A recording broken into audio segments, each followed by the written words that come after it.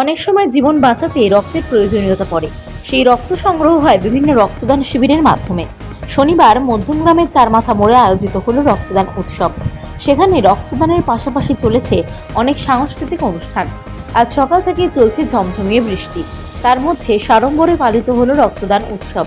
এই অভিনব উদ্যোগের ব্যবস্থাপনায় ছিল মধ্যমগ্রাম থানা, মধ্যমগ্রাম ট্রাফিক গার্ড এবং মঙ্গলম স্বেচ্ছাসেবী সংস্থা সহ অন্যান্য সংস্থা। বাঁচিয়ে তুলি একটি মুমূর্ষু প্রাণ, মুমূর্ষু প্রাণকে বাঁচাতে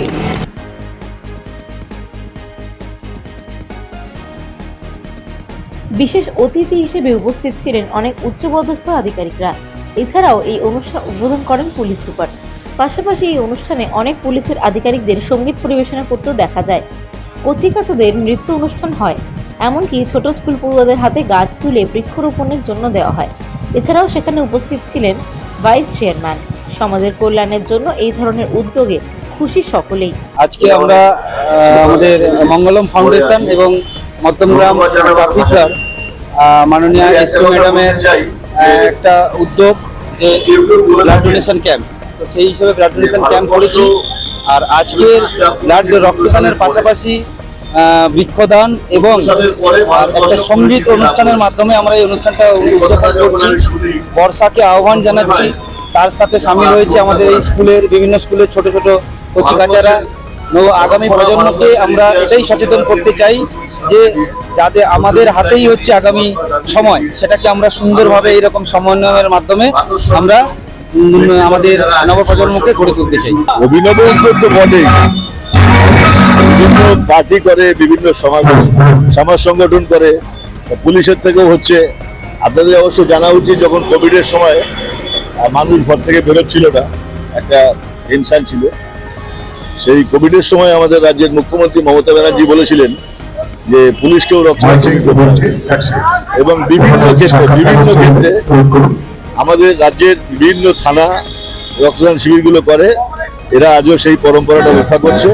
আর এটা ঘটনা যে আগামী আগস্ট মাস এলে পরে রক্তদান শিবিরের সংখ্যা বাড়বে, কারণ স্বাধীনতা দিবস 23শে জানুয়ারি, 26শে জানুয়ারি, এবং আমার যত মনে হয় যে রক্তদান শিবিরগুলো এখনো পর্যন্ত পরম্পরা অনুযায়ী ভারতবর্ষের জাতীয় আন্দোলনের প্রেক্ষাপটে যে স্মরণীয় দিনগুলো আছে, সেই স্মরণীয় দিনগুলোতে বিভিন্ন সংগঠনের পক্ষ থেকে রক্তদান শিবির করা হয়। ভারতবর্ষের গণতান্ত্রিক পরম্পরা, সাংবিধানিক পরম্পরা চেষ্টা করা হচ্ছে বিঘ্নিত করার জন্য, এটা এখনো কেউ পারছে না। লড়াইটা জমে উঠেছে, খেলা হবে। এটা বারাসাত জেলার মধ্যমগ্রাম চৌমাথা ট্রাফিক গার্ডের উদ্যোগে রক্তদান শিবির সংগঠিত হচ্ছে। কারণ আমাদের রাজ্যের পুলিশ ইতিহাস সৃষ্টি করেছেন।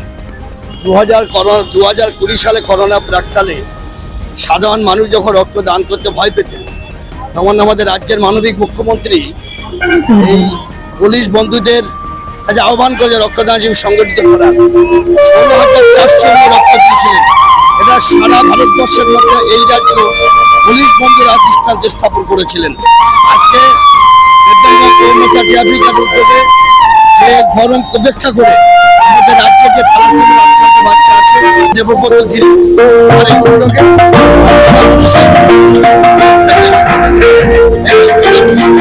রক্তদান সারা পৃথিবী জুড়ে করে, এবং Madhyamgram traffic guard, Barasat police জেলা, মঙ্গলম ফাউন্ডেশন এটা করছে। এটা প্রতি বছরই আমরা চেষ্টা করব এটা করার, এবং সাথে সাথে আমরা বর্ষামঙ্গলও করছি, যেটা রবিগুরু করতেন। কবিগুরু এটা বর্ষামঙ্গল ছিল। আজ আমরা মানুষকে 1000 গাছ দিচ্ছি। আমরা 3টি organisation, Madhyamgram traffic guard, Mangalam foundation এবং গঙ্গা মিশন, 1000 মানুষকে গাছ দিচ্ছি, যাতে আগামী প্রজন্মের অক্সিজেনের অভাব না হয়। প্রচুর সাড়া পাচ্ছি আমরা। বারাসাত জেলা পুলিশে আমাদের প্রোগ্রাম আছে এবছরে, 10,000 গাছ আমরা দেবো। তার প্রথমটা শুরু হলো এই আমাদের মধ্যমগ্রাম ট্রাফিক গার্ডের যিনি ওসি, আমি তার কাছে কৃতজ্ঞ, দেবব্রত গিরি। উনি দায়িত্ব নিয়ে এই কাজটি অর্গানাইজ করেছেন, এবং এর মতো মানুষ যদি আমাদের সঙ্গে থাকে, তাহলে আমরা আগামী দিনে আরো অনেক মানুষের পাশে দাঁড়াতে পারি।